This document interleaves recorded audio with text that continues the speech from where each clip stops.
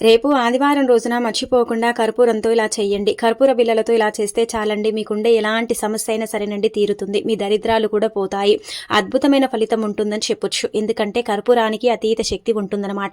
నార్మల్గా ఏంటంటే గనక ఎప్పుడైనా సరేనండి మన జీవితంలో ఏంటంటే మనకు చాలా వరకు కూడా దరిద్రాలు ఉన్నాయనుకోండి, ఆ దరిద్రాలు పోవటానికి ఏంటంటే గనక ఒక 4 కర్పూర బిళ్ళలు తీసుకోవాలి.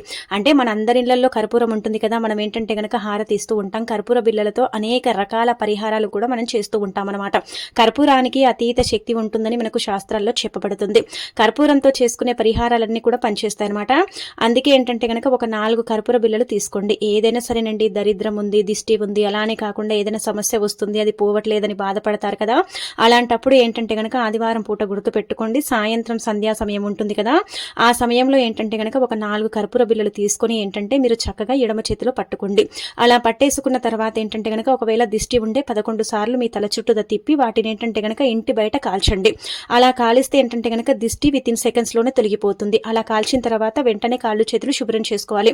ఒకవేళ ఏదైనా సరేనండి సమస్య మిమ్మల్ని ఇబ్బంది పెడుతుందనుకోండి, ఆ సమస్య చెప్పుకొని తల చుట్టూదా 7 సార్లు తిప్పుకొని మనం ఏంటంటే గనక ఇంటి బయటనే కాల్చాలన్నమాట. ఈ 2 పరిహారాలు ఒకసారి కూడా చేయొచ్చు, కానీ ఒకటేసారి కర్పూర బిళ్ళలు 4 తీసుకొని చేయకూడదు. సపరేట్గా తీసేసుకొని చేసుకోవాలన్నమాట. అప్పుడే మనకేంటంటే చక్కటి ఫలితం అనేది వస్తుంది. ఆ ఫలితాన్ని మనం మన కళ్ళతో చూస్తాము.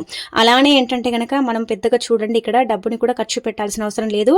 ఇది పిల్లలకు కూడా దిష్టి కొడితే ఏంటంటే గనక ఎక్కువగా ఇబ్బంది పెడుతూ ఉంటారు కదండి. పిల్లలకు దిష్టి కొట్టినా పెద్దవారికి దిష్టి కొట్టినా సరేనండి, ఒక 4 కర్పూర బిళ్ళలు తీసేసుకుని ఏంటంటే చక్కగా వాళ్ళ తల చుట్టూదా 11 సార్లు తిప్పి ఆ తర్వాత ఇంటి బయట కాల్చండి.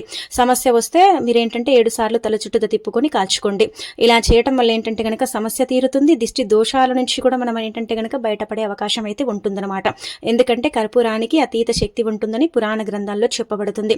శాస్త్రాల ప్రకారం కర్పూరంతో పరిహారం చేసుకుంటే అది ఖచ్చితంగా సిద్ధింపబడుతుంది అని కూడా మనకు చెప్పడం జరుగుతుంది. కాబట్టి ఆదివారం పూట ఆచరించి ఫలితం అనేది పొందండి.